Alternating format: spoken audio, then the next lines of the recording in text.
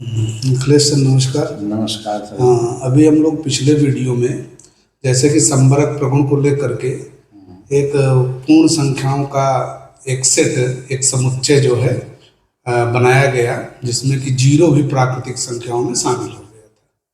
तो संवरक प्रगुण की सहायता से या और किसी प्रगुण की सहायता से जो पूर्ण संख्याओं के आगे पूर्णांक की भी आपने उसमें चर्चा की थी, वो किस तरह से डेवलप हुए हैं, उनकी उत्पत्ति कैसे हुई, उनकी कैसे वो संख्याएं आ गई, इसके लिए जो है पूर्ण संख्याओं के सहारे आप बताना चाहें। बिल्कुल सर, तो बिल्कुल बोर्ड का सहारा आप ले लें।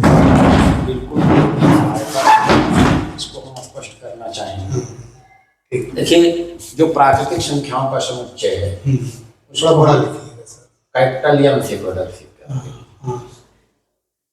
इधर आ जाइए आप चाहे। प्राकृतिक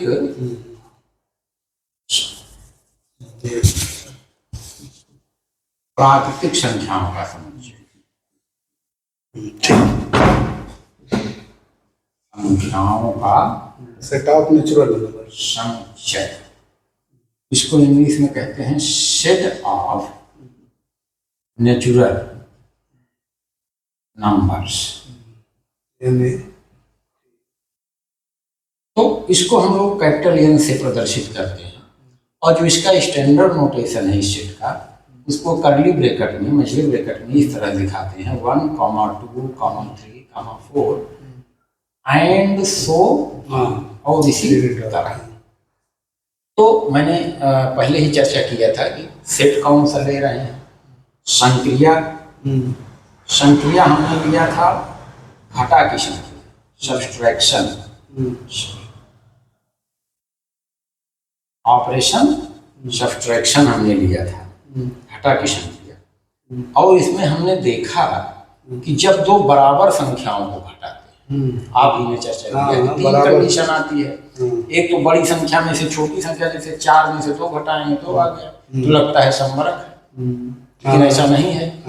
संवरक नियम तभी फॉलो होगा जबकि वो सारे एलिमेंट के लिए लागू, कहीं भी एक भी अपवाद नहीं मिलना चाहिए। तो आपने पहला ही अपवाद बता दिया कि अगर दो संख्याएं बराबर होंगी, जैसे 5 में से अगर आप 5 घटाएंगे, बराबर संख्या 0 आएगा, या जो भी आएगा वो क्या आएगा, वो इसमें का सदस्य नहीं। हाँ, इसमें का सदस्य नहीं, जो कि इसमें 0 है नहीं। 1 आएगा नहीं, 2 आएगा नहीं, 3 आएगा नहीं, पता नहीं क्या आएगा। इसको हम लोग शून्य का नाम देते हैं, शून्य। इस पर विस्तृत चर्चा करेंगे योगात्मक प्रश्नों वगैरह में। फिलहाल अभी ये मान लेते हैं कि शून्य आ गया, 0 आ गया, जो कुछ 0 के उदाहरण हम लोग पढ़े।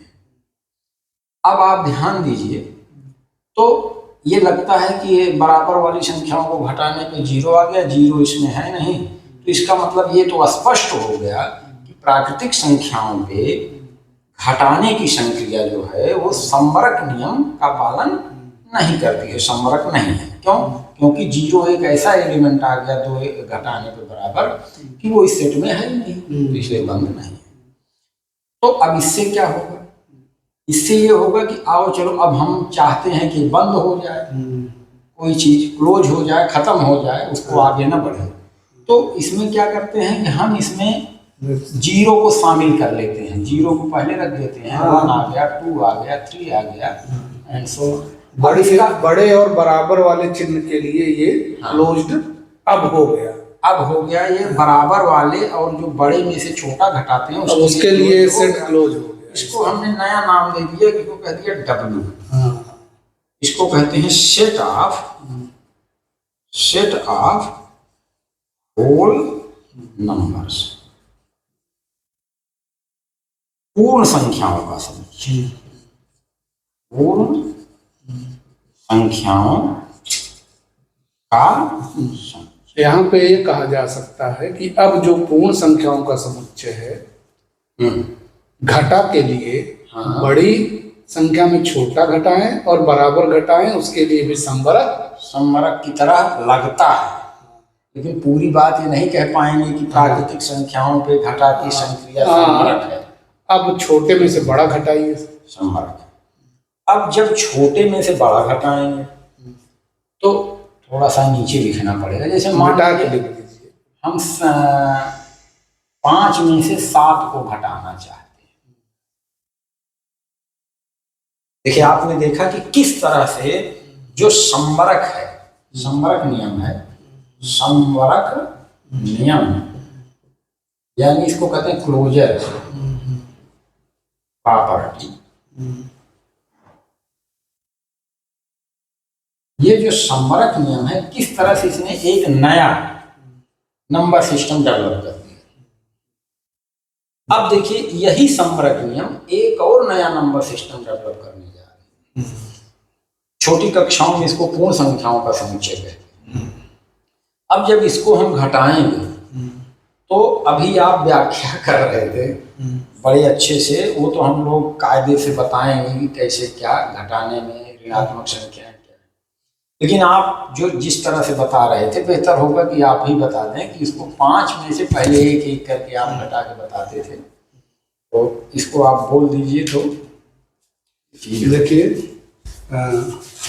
जैसे प्रारंभ में बच्चों को घटा की संक्रिया हम लोग बड़े में छोटा ही घटाना बताते रहे हैं, और बच्चे को क्या पता है कि आप बड़े में छोटा घटा रहे हैं कि छोटे में बड़ा घटा रहे हैं। उसके मन में वहाँ कभी कभी समस्या आ जाती है अखिलेश सर, बहुत बड़ी समस्या आती है जब हम लोग ये सिखाते रहते हैं कि ये 57 है, मान लीजिए थोड़ा सा तिरछा हो जाए। अच्छा ठीक, हाँ मान लीजिए ये 57 है और इसमें 23 सब्सट्रैक्ट घटाना। तो जब ये बड़े में छोटा हम बताए रहते हैं तो बड़ा आसान लगता है, 7 में 3 भी घट गया, 5 में 2। यहीं पे कभी कभी जब ये शून्य आ जाता है तो हमने एक बार देखा था, आप अपने बच्चे को पढ़ा रहे थे घटाना, यहाँ पे शून्य आ गया तो उसको आप समझा रहे थे तो एक बार रोने भी लगा ये क्या कौन सा घटाना पापा इस तरह से घटाना। तो बच्चे प्रायः यहाँ की स्थितियों में हम देखते हैं बड़े भयभीत होते हैं। तो यहाँ पे वही जो संवरक घटा वाली प्रॉपर्टी है उसका थोड़ा सा अध्ययन हो जाना ज्यादा अच्छा है। अब चूंकि 6 लेवल पे हम लोग आए हैं, जैसे अभी आपने लिया था 5 में हम 7 घटा रहे हैं, 5 में 7 घटा रहे हैं। 5 में अगर हम 7 घटा रहे हैं तो 5 में 7 घटाना, ये अगर ऐसे थोड़ा सा लोग स्क्रीन चलिए, हो सकता है बाद में जूम करने के, तो इसमें से घटाना जो प्रारंभिक हम लोग करते हैं, जैसे 4 में 3 घटाना है तो एक एक करके भी घटाया जा सकता है। प्राय लाइन खींचकर हम लोग ऐसे ही बताते थे कि 4 लाइनें हैं और ये 3 घटाना है तो 3 1 निकल गया, 2 निकल गया, ये 1 बच गया, ऐसे होता है। लेकिन ऐसे एक एक करके ही निकाले, तो जैसे 5 में 7 निकालना है तो हमें घटाना है, तो 5 में हम पहले तो 1 घटा लें, 5 में 1 घटा लेते हैं, तो 1 घटाएं, फिर 1 घटाएं, फिर 1 घटाएं, फिर 1 घटाएं, ऐसे ऐसे अगर करके हम 7 बार हम कर लें यहाँ पे, तो 1 2 3 4 5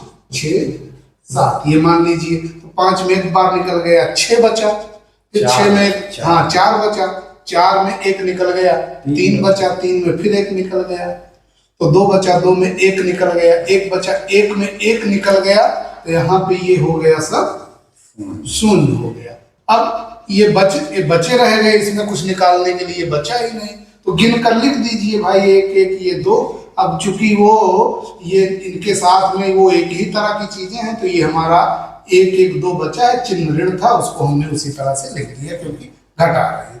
तो ये 2 बच गया, इसका मतलब जो ये 2 बच रहा है ये हमें इस पूर्ण संख्या में भी कहीं नहीं दिखाई पड़ रहा है, ये वाला कहाँ दिख रहा है। तो एक नई चीज आ गई, नई चीज आ गई। तो अब इसमें आप थोड़ा सा पूर्ण संख्याओं से हम लोग पूर्णांक की ओर, इसका मतलब कुछ नया मिल रहा है, ये साबित कर रहा है कि छोटी में जब बड़ा घटा रहे हैं तो हमें वो वाली संख्याएं नहीं मिल रही, प्राकृतिक संख्याएं मिल रही हैं, अब ना तो होल नंबर मिल रहे हैं। अब ये जैसे आप प्राकृतिक पूर्ण संख्याओं का सेट एंड सो ऑन लिखते हैं, मान लीजिए अभी हमने उसको सेट के रूप में नहीं लिखा, ऐसे है। अब संख्या रेखा पर भी पहले के एपिसोड में हम लोग चर्चा कर चुके हैं।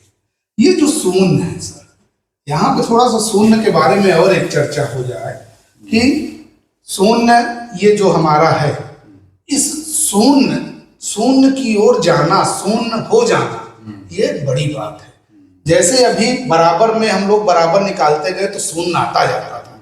ये आपने देखा कि जब 5 में से 5 निकाला गया तो 5 में से 5 निकाला गया तो शून्य आया। इसका मतलब इस 5 में से ये पूरा निकला, ये चीज यहाँ पे महत्व रख रही है, तब ये शून्य आ रहा है। इसका मतलब कि सभी बराबर की बराबर संख्याओं में निकाला जाए तो सब शून्य हो सकता है। तो इसका मतलब इस शून्य होने के लिए एक को भी शून्य बनाना हो तो क्या करना पड़ेगा, कोई एक नंबर उसी के बराबर हमको। तो जो निकालने वाली बात होती है, अगर एक निकालना है तो एक को एक लिख देंगे तो पता नहीं चलेगा कि हम निकाल रहे हैं कि मिला रहे हैं या घटा कर रहे हैं, तो एक हमको प्रतीक चिन्ह देना पड़ता है जो बाइनरी है। तो यहाँ पे एक के लिए हमारा ऋण 1, 2 के लिए ऋण 2, ठीक उसी प्रकार से ये इसको शून्य करेगा, ये इस 3 को भी ये शून्य कर देगा और 4 को भी शून्य करेगा। लेकिन ये सब जो शून्य इनको कर रहे हैं, इनका गणित के संदर्भ में कुछ नए प्रगुण की तरफ भी हम लोग बढ़ रहे हैं, जिसका अभी नाम हम नहीं ले रहे हैं, भी आप नाम ले सकते हैं, जिसमें इसी तरह से जो ये संख्याएं हैं बढ़ रही हैं, अर्थात एक हमें नई संख्याओं का जो परिवार है मिलता दिख रहा है। अब ना इधर ये संख्या खत्म होने को तैयार है ना इधर ये, इसका मतलब इसी कारण से वो भी नहीं खत्म। हाँ, जब ये नहीं खत्म हो रही है तो ये नहीं खत्म हो रही है। इसीलिए एक ऐसा सेट मिल जा रहा है हम लोगों को कि ये वो दोनों तरफ से जो है वो हाँ बढ़ रहा है। वो जो है एक कि हम ना इधर संख्याओं का अंत होगा ना इधर, मतलब कि अंत बिंदु इसका हमको नहीं मिलेगा इस संदर्भ में। इसको तो कौन सी संख्या का समुच्चय कहते हैं? हाँ, अगर अब ये पूर्ण तक तो हम लोग पहुंच चुके थे, पूर्ण संख्या W होल नंबर। अब इसी में अगर इन ये जो सारे अंक दिखाई पड़ रहे हैं, अगर पूर्ण में इन अंकों को मिला दिया जाए तो अगर ये कहा जाए ये पूर्णांक हो गया, इंटीजर्स। ये अब इनको हम लोग पूर्णांकों का समुच्चय कहेंगे इस तरह से। तो हम 2 चीज अखिलेश सर आपसे जानना चाह रहे हैं। यहाँ पे आप ये बताना चाहें कि इस तरह से तो डेवलप हमने ये बताया, इस शून्य के संदर्भ में 2 बातें आती हैं जिसको प्रायः किताबों में एक तत्समक अवयव, एडिटिव आइडेंटिटी, और एक एडिटिव इनवर्स, योगात्मक प्रतिलोम। हाँ, योगात्मक प्रतिलोम, योगात्मक तत्समक और योगात्मक प्रतिलोम। ये 2 शब्दों का बड़ा गूढ़ अर्थ होता है। बच्चे कभी कभी इस शब्द की चूंकि उच्चारण भी थोड़ा अजीब सा है तो कठिन, तो अगर इसको ऐसे व्यवहार की बात को भी जोड़कर कोई बात बताई जाए तो शायद ज्यादा।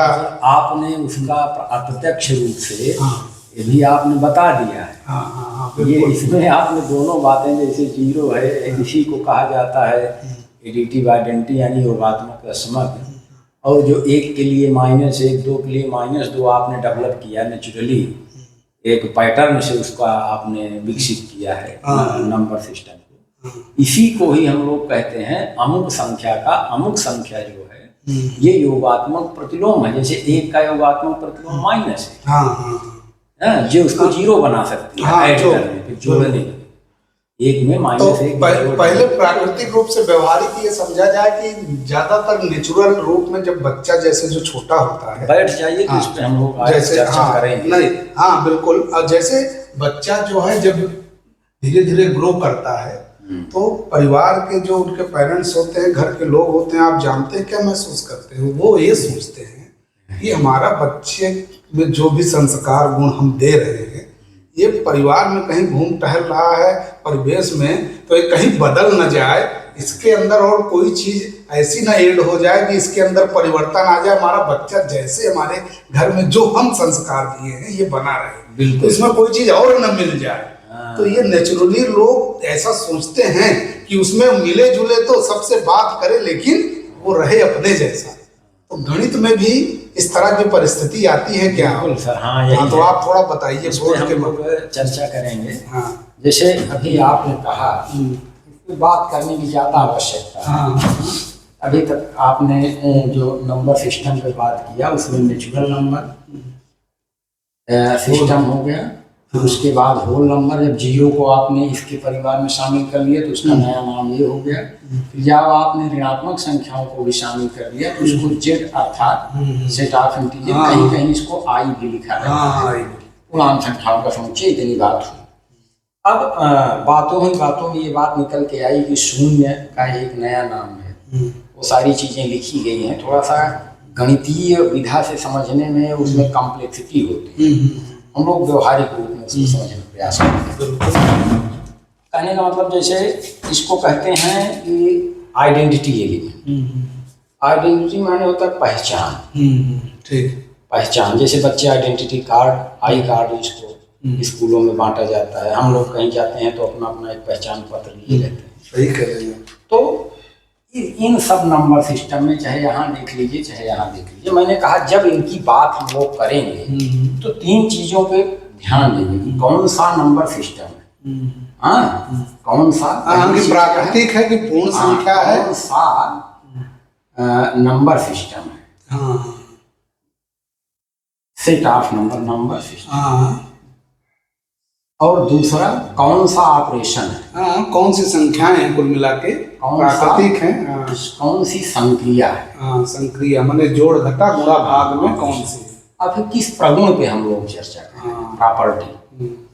तो अब मान लीजिए सपोज दैट हम लोग पेड़ लिए हैं, डब्लू ले लिए, हाँ नंबर सिस्टम डब्लू ले लिए हैं, संक्रिया ले लिए हैं, जोड़ की संक्रिया ले लिए हैं, जोड़ की संक्रिया। अब प्रगुण यही, प्रगुण मतलब तत्समक की बात अब करने जा रहे हैं। तो हम इसको ले रहे हैं डब्लू, संक्रिया ले रहे हैं ऑपरेशन एडिशन, और प्रगुण ले रहे हैं आइडेंटिटी। अब इसी संदर्भ में बात कर रहे हैं क्या है आइडेंटिटी। हाँ बिल्कुल ठीक। तो आइडेंटिटी मतलब होती है पहचान। तो आप देखिए कि क्या इसमें बहुत सारे एलिमेंट हैं, जीरो भी है, क्या इसमें कोई एक ऐसा एलिमेंट है कि जिसको किसी में भी अगर ऐड कर दिया, कोई संख्या मान लीजिए कोई यक्स है होल नंबर, उसमें क्या कोई ऐसी संख्या है इसी में उसको अगर ऐड कर दिया जाए यानी ऑपरेशन उसमें होनी चाहिए तो ये फिर यक्स ही आ जाए, माने वो उसकी आइडेंटिटी ना बदले, उसकी पहचान जो पहले था ऐड करने के बाद भी वही रहे। जैसे महापुरुष होते हैं, उनको कोई धन मिल गया तब भी वैसे महाकाम एक रूप था, तो उसमें कुछ ऐड कर देंगे तब भी वही है। तो ये चीज जो है क्या आइडेंटिटी, उसी को ही हम आइडेंटिटी एलिमेंट कहेंगे। हाँ जैसे मान लीजिए संख्या 3 ली जाए, हाँ मान लीजिए हमने संख्या ले ली 3 ले, जोड़ का आप ऑपरेशन लिए हैं संक्रिया जोड़, 3 में जोड़ का निशान लगाइए, 3 में जोड़ का निशान लगा दिए। हाँ अब इसमें क्या मिलाया, ऐसा क्या मिला दें फिर 3 आए, ये प्रश्न आ गया। तो जो मिलाया जाएगा उसको आइडेंटिटी एलिमेंट कहा, वही आइडेंटिटी एलिमेंट है। क्यों? क्योंकि उसमें मिलाने पर फिर वही आ रहा है, इसकी पहचान बदल रही है। ये दोनों गौड़, ये दोनों मतलब वो एलिमेंट के अंदर कुछ खास गुण है को मिलाए पे दोनों फर्क, मतलब ये दोनों इनसे ज्यादा महत्व उस एलिमेंट का है जो मिलाने पे इनकी आइडेंटिटी नहीं बदल रही है, उसका नाम आइडेंटिटी एलिमेंट है, तस्मक अवयव है। मतलब ये आइडेंटिटी नहीं बल्कि जो मिलाने पे, तो इसका मतलब क्या मिलाया जाए, तो जाहिर सी बात है कि इसमें कुछ भी न मिलाया जाए, एक भी न मिलाया जाए तो भाई। हाँ तो एक भी न, मतलब शून्य के अलावा आप कुछ भी मिलाएंगे तो बदल जाएगा। तो कहने का आशय ये है, अच्छा शून्य के अलावा ऐसा कोई भी इसमें सदस्य नहीं है जो ये प्रॉपर्टी धारण करता, यानी जिसके अंदर ये गुण रहता। आप शून्य के बाद जोड़ने में एक मिलौते मान 4 हुई, 2 मिलौते मान 5 हुई। तो कहने का मतलब शून्य ही एक ऐसा अवयव है, एक ऐसा सदस्य है डब्ल्यू में, एक ऐसी संख्या है जिसको किसी भी संख्या में अगर हम जोड़ देते हैं तो फिर से वही संख्या आ जाती है, मतलब उसकी आइडेंटिटी चेंज नहीं होती है। इसीलिए हम शून्य को एडिटिव आइडेंटिटी कहते हैं। उसमें एडिटिव जरूर लगा दें, योगात्मक तत्समक, नहीं तो गुणा का भी निशान। गुणा के लिए जैसे यही बात मान लीजिए कौने संख्या से गुणा कर दीजिए हम, फिर 3 आ जाएगा। 0 से गुणा करे थोड़ो 3 आएगा। अब 0 से नहीं, ये बात सही होगी। 0 के लिए गुणा सत्य नहीं है, गुणा नहीं सत्य है। तो वहां तो आप कहेंगे कि भाई फिर तो 3 की 3 है, एक अलावा कोनो दूसरा हो, यहाँ बदल गया। फिर हाँ बदल गया, इसीलिए इसको मल्टीप्लिकेटिव आइडेंटिटी यानी गुणात्मक तत्समक कहते हैं। गुणात्मक तत्समक कहते हैं। अच्छा, ये बात जैसे मान लीजिए जहाँ ये तो अब संख्याओं के संदर्भ में हो गया कि कोई भी संख्या हो, किसी भी प्रकार की संख्या हो, इसका मतलब चाहे ऋण वाली हो, पूर्ण हो, एक हो, नंबर सिस्टम को हम ले रहे हैं। हाँ, इस पे डिपेंड उसी तो के परिवार का सदस्य, जैसे इसमें शून्य ले लिया गया। हाँ, और अब इसमें क्या मिलाया जाए तो शून्य आए, तो इसके लिए भी एडिटिव जो आइडेंटिटी होगी, जाहिर सी बात है कि शून्य में अगर कुछ और भी मिलाएंगे तो बदल जाएगा, शून्य फिर आएगा नहीं। इसका मतलब शून्य का जो योगात्मक तत्समक है वो शून्य ही फॉर एवरी एलिमेंट, देखिए किताब में लिखा रहता है वो हर एलिमेंट में उसको मिलाने पर उसकी आइडेंटिटी नहीं बदलनी। हाँ, तो इसका मतलब है कि शून्य कभी कभी आ जाता है, प्रश्न भी रहता है, पुस्तकों में है भी कि शून्य का सत्य और असत्य कथन के रूप में, बिल्कुल कि शून्य का जो है योगात्मक तत्समक शून्य होता है, सत्य या असत्य। तो बच्चे तो पहले सोचते हैं कि वो शून्य है, वो भी शून्य, तो वहां पे गलत और सही के चक्कर में वो कभी कभी गलत कर देते हैं। तो इसका मतलब यहाँ भी शून्य का, चाहे वो शून्य हो चाहे एक हो, तो हमने सेट किया है, तो उसमें जो है हमारा शून्य योगात्मक तत्समक होगा, ये बात सत्य है। और ये यूनिक है, इसके अलावा कोई दूसरा मिलेगा नहीं। हाँ, इसके अलावा कोई दूसरा, यही तो इसकी विशेषता है कि इसके अंदर एक गुण भी है और ये अकेले भी है। बिल्कुल, इसीलिए महत्व रखता है, प्रगुण में आ गया है। बिल्कुल। तो अब इस बात को हम लोग यहीं पे समाप्त किया जाए। अगले एपिसोड में हम लोग जो है योगात्मक प्रतिलोम, जो पूर्णांक संख्याएं डेवलप हुई, उसमें बहुत सारी बातें सर अधूरी हैं, और उसमें एक संवरक प्रगुण की बात चूंकि हम लोग चल रहे थे, तो क्या संवरक प्रगुण जो पूर्णांक है वहां संवरक, वहां भी संतुष्ट धन ऋण को लेकर हुआ कि अभी धन पे ही संवरक रहेगा? भाई इसकी बात भी कर ली जाए, बंद करने के लिए तो उनको हाँ, जैसे वीडियो लंबा बहुत ना हो तो इसको बात कर लिया जाए, क्योंकि संवरक की बात तो पूरी हो जाए। भाई वही लफड़े खत्म करने के लिए इनको भी हम कहीं मिलाते चले गए सबको। हाँ, अगर इसके बाद भी लफड़ा बना है तब तो दिक्कत खड़ी हो। इसका मतलब कि जब इसमें हम लोग घटा रहे थे छोटा बड़ा बराबर, तो ये संवरक नहीं हो रहा था घटा के लिए। हाँ, नेचुरल ले ले, और यहाँ पे ऑपरेशन हम लोग घटा ले, और यहाँ पे ले लीजिए उसको क्लोजर था। हाँ, संवरक ये था। हाँ, संवरक। अब ये चीज अगर हम 3 लिए, अब अगर इस प्रकार की संख्याओं का परिवार है, आई पूर्णांक आई को चेक इसके लिए चेक करेंगे। अब इसमें से चाहे छोटा में बड़ा घटाइए, चाहे बड़ा में छोटा घटाइए, चाहे बराबर में बराबर, चाहे 2 में 2 घटाइए तो ये मिलेगा। अगर हम 2 में 3 घटाएंगे तो हमको ये मिल जाएगा। मतलब अब इसमें ऋण 3 में ऋण 2 कैसे घटाएंगे, इसको तो आगे बताना पड़ेगा। आगे हम लोग इसको कंक्रीट चीजों से मिल करके बताएंगे कि कैसे लंबा टॉपिक है, समझने वाली चीज है, तो उस पर भी हम लोग चर्चा करेंगे। लेकिन ये बात अब कही जा सकती है कि संवरक प्रगुण पूर्णांकों में घटा के लिए भी सत्य है। सत्य है। अब यहाँ तक तो लफड़ा भी खत्म लग रहा है कि चलो हो गया, बंद करो, ये पूरा हो गया है। अब इसके आगे वही भाग वाले में फिर खड़ा हो गया, देखा जाएगा क्या डेवलप होता है। 3 प्रश्न यहाँ पे ऐसे चर्चा में केवल रख दे रहे हैं, इस पर विचार करेंगे बच्चे भी। कि जो है सम संख्याओं का अगर हम समुच्चय लेते हैं तो जोड़ की संक्रिया के लिए क्या संवरक ये सत्य है, या फिर विषम संख्याओं का अगर हम सेट लेते हैं तो इसके लिए क्या संवरक योग की संक्रिया ले रहे हैं? हाँ, तो हम ले लें सेट ऑफ इवन नंबर्स। हाँ, सेट ऑफ इवन नंबर पे हम ऐसे कर लें, और ये इसको सेट ऑफ ऑड नंबर्स कर लें। और ये प्राइम नंबर का भी लीजिए। अच्छा, प्राइम नंबर अभाज्य संख्या, अभाज्य संख्याओं का समुच्चय सेट ऑफ, जिसमें 2 3 5 7 एंड सो ऑन। क्या ये भी संवरक है योग की संक्रिया? योग संक्रिया कौन सी है? संक्रिया ले लिए हैं, संक्रिया ले लिए हैं योग की, और ये सारे सेट हैं। और प्रगुण कौन सा है? प्रगुण हमको चेक करना है संवरक। तो आप इस पे विचार कीजिएगा, इन तीनों समुच्चयों पे योग की संक्रिया क्या संवरक है या नहीं है। अगर आप घटा के लिए भी चेक करते हैं, गुणा के लिए भी और भाग के लिए भी, तो और अच्छी बात है। लेकिन फिलहाल आपका ये प्रश्न संबरक अभी सब खत्म नहीं होगा, हम लोग आगे पूर्णांक पढ़ने और जो है भिन्नों में भी चलेंगे कि क्या